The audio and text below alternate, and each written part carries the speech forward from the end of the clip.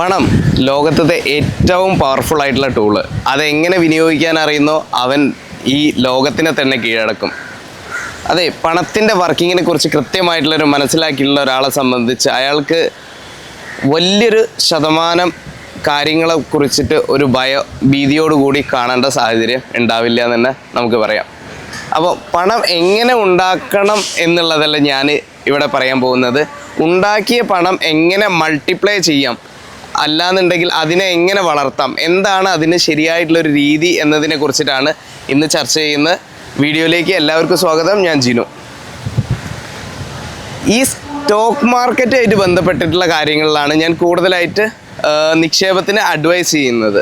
കാരണം എന്താ വെച്ചിട്ടുണ്ടെങ്കിൽ ഈ ലോകത്തിലുള്ള പണത്തിൻ്റെ ഒരു ബഹുഭൂരിപക്ഷം കിടക്കുന്നതും സ്റ്റോക്ക് മാർക്കറ്റ് ഇല്ലയെന്നുണ്ടെങ്കിൽ നിക്ഷേപം, ഓഹരി എന്നുള്ള കാര്യവുമായിട്ട് വളരെ ആത്യന്തികമായിട്ട് ബന്ധപ്പെട്ടിരിക്കുന്നു. ബാക്കിയുള്ള പണമെല്ലാം വേറെ കാര്യങ്ങളുമായിട്ട് അസോസിയേറ്റ് ചെയ്തിരിക്കുന്നത്. ലോകത്തിലുള്ള എല്ലാ പണക്കാരായിട്ടുള്ള ഒരു 80% ആളുകളുടെ പണം കിടക്കുന്നത് എവിടെയാണ്?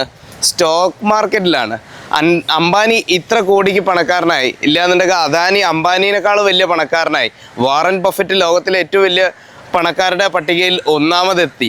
ഈ കണക്കുകളെല്ലാം സൂചിപ്പിക്കുന്നത് അവരുടെ സ്റ്റോക്ക് മാർക്കറ്റ് നിക്ഷേപത്തിൻ്റെ മുകളിലത്തെ വാല്യുവേഷനാണ്, അതിൻ്റെ വളർച്ചയാണ് ഇവിടെ കാണിക്കപ്പെടുന്നത്. അപ്പോൾ തീർച്ചയായിട്ടും ഒരു സാധാരണക്കാരൻ എന്ന നിലയിൽ നമുക്കെല്ലാവർക്കും ഒരുപക്ഷെ ആശങ്ക ഉണ്ടായേക്കാം.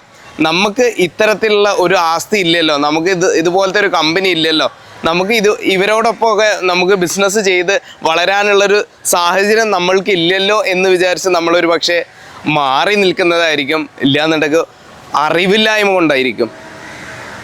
ശരിയാണോ അല്ലേ? അപ്പോൾ അതിനുള്ളൊരു സൊല്യൂഷനാണ് ഞാൻ ഈ വീഡിയോയിൽ പറയുന്നത്. കടക്കാം വീഡിയോൻ്റെ പ്രധാനപ്പെട്ട ഭാഗത്തേക്ക്.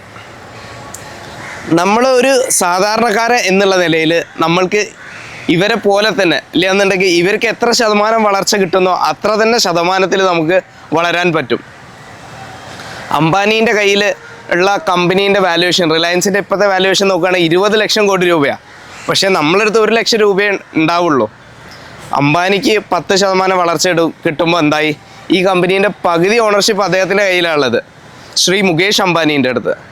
അപ്പോൾ അദ്ദേഹത്തിന് 1 ലക്ഷം കോടി രൂപ കിട്ടും. എന്ത്? കമ്പനി 10% വളരുമ്പോൾ നമുക്ക് എന്ത് കിട്ടും? കമ്പനി 10% വളരുമ്പോൾ റിലയൻസിൽ നിക്ഷേപിച്ചിരുന്നെങ്കിൽ നമുക്ക് നമ്മുടെ 1,10,000 രൂപയാവും. ചുരുങ്ങിയ പക്ഷം നമ്മുടെ സ്റ്റോക്ക് മാർക്കറ്റ് നിക്ഷേപത്തിൻ്റെ മുകളിൽ നമുക്ക് 2% ബാങ്കിലിടുന്നതിനെക്കാളും മിനിമം 2% എങ്കിലും അധിക ലാഭം കിട്ടിയെന്നുള്ളത് വളരെ അഭിനന്ദനാർഹമായിട്ടുള്ളൊരു കാര്യമാണ്. അപ്പോൾ എങ്ങനെയാണ് നമ്മളൊരു സ്റ്റോക്ക് മാർക്കറ്റിലേക്ക് നിക്ഷേപം തുടങ്ങേണ്ടത് ചോദിച്ചിട്ടുണ്ടെങ്കിൽ നമുക്ക് ആദ്യമായിട്ട് വേണ്ടത് ഒരു ഡിമാറ്റ് അക്കൗണ്ടാണ്. ഡിമാറ്റ് അക്കൗണ്ട് എങ്ങനെ എടുക്കാൻ പറ്റും? ഡിമാറ്റ് അക്കൗണ്ട് എടുക്കണമെന്നുണ്ടെങ്കിൽ വളരെ സിമ്പിളാണ്. നമുക്ക് ഒന്നെങ്കിൽ നമുക്ക് അടുത്തുള്ള ഡിമാറ്റ് അക്കൗണ്ട് ഓപ്പൺ ചെയ്ത് തരുന്ന ഏതെങ്കിലും ഓഫീസ് ഉണ്ടെന്നുണ്ടെങ്കിൽ, ഇല്ലാന്നുണ്ടെങ്കിൽ ബാങ്കായിട്ട് ബന്ധപ്പെട്ട അവർ ഓപ്പൺ ചെയ്ത് തരും. അല്ലാത്ത പക്ഷം നമുക്ക് പ്ലേ സ്റ്റോറിൽ പോയിട്ടുണ്ടെന്നുണ്ടെങ്കിൽ ഏതെങ്കിലും നല്ലൊരു റെപ്യൂട്ടഡ് ആയിട്ടുള്ള ഒരു കമ്പനീൻ്റെ ഡിമാറ്റ് അക്കൗണ്ട് എടുക്കാൻ പറ്റും. ആ ഡിമാറ്റ് അക്കൗണ്ടായിട്ട് ബന്ധപ്പെട്ട് പറയുകയാണെന്നുണ്ടെങ്കിൽ നമുക്ക് പ്രധാനപ്പെട്ട ഇന്ത്യയിലെ ചില ഡിമാറ്റ് അക്കൗണ്ട് ബ്രോക്കിംഗ് ഫേംസ് എന്ന് പറയും. അത് ഒന്ന് GROWW grow app, Zerodha, Upstox, Angel, Alice blue, അങ്ങനെ തുടങ്ങിയിട്ടുള്ള കുറച്ച് പ്രധാനപ്പെട്ടതുണ്ട്. ഇതൊന്നും ഒരു റെക്കമെൻഡേഷൻ അല്ല, ചില പ്രധാനപ്പെട്ടത് പറഞ്ഞു എന്ന് മാത്രം. ഇതൊക്കെ നിങ്ങൾക്ക് പ്ലേ സ്റ്റോറിൽ പോയിട്ട് ഇൻസ്റ്റാൾ ചെയ്യുക. ശേഷം നിങ്ങളുടെ KYC അപ്ഡേഷൻ കംപ്ലീറ്റ് ചെയ്യുക. Aadhaar number, PAN, phone number linked ആയിരിക്കണം. ഇതുമായിട്ട് ആധാറും പാനും ലിങ്ക്ഡ് ആയിരിക്കണം. ഇത്ര കാര്യം ഉണ്ടെന്നുണ്ടെങ്കിൽ നിങ്ങൾക്ക് 5 മിനിറ്റ് കൊണ്ട് ഡിമാറ്റ് അക്കൗണ്ട് ഓപ്പൺ ചെയ്യാൻ പറ്റും. ശേഷം നിങ്ങൾക്ക് എന്ത് ചെയ്യുക? ഒരു ദിവസം കൊണ്ട് ഇല്ലാന്നുണ്ട് 2 വർക്കിംഗ് ഡേൻ്റെ ഉള്ളിൽ തന്നെ അത് ആക്റ്റീവ് ആവും. ശേഷം നിങ്ങൾക്ക് 1000 രൂപയോ 2000 രൂപയോ എത്രയാണെന്ന് വെച്ചിട്ടുണ്ടെങ്കിൽ ആഡ് ചെയ്യുക. അതിനുള്ള സ്റ്റോക്കുകളോ മ്യൂച്വൽ ഫണ്ടുകളോ ETF-കളോ ഒക്കെ വാങ്ങിക്കാൻ പറ്റും.